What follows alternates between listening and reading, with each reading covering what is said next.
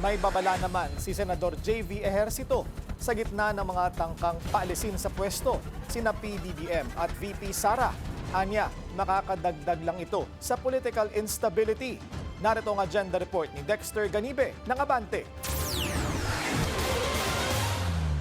Hindi maiwasang ikumpara ni Senate Deputy Majority Leader JV Ejercito ang Pilipinas sa mga kapwa bansa nito sa Southeast Asia pagdating sa development. Nakakadismayaan niya na makita na umaarangkada na sa paglago ang mga bansang dati ay nauungusan ng Pilipinas.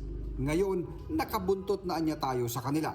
It's really a frustrating situation in our country. Instead of us talking about development, panggaling ka ng Vietnam, galing ka ng Thailand, galing ka ng Indonesia, Malaysia, pag umuwi ka, parang they're all doing the right things, no? Talking about new railway system, new airports, magandang healthcare system.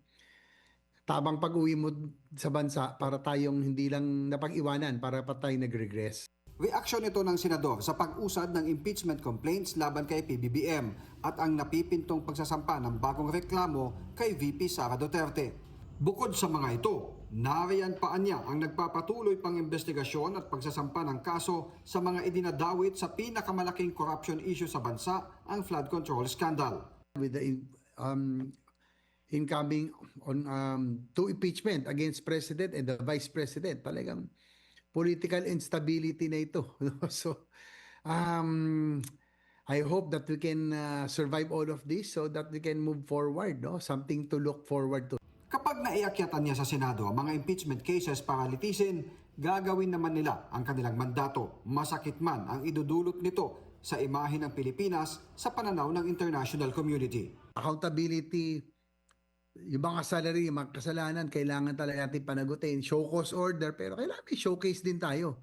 We have to show the world that we are still doing something positive for the country.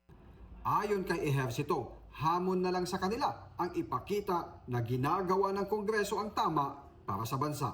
Para sa agenda, Dexter Ganibe, Abante!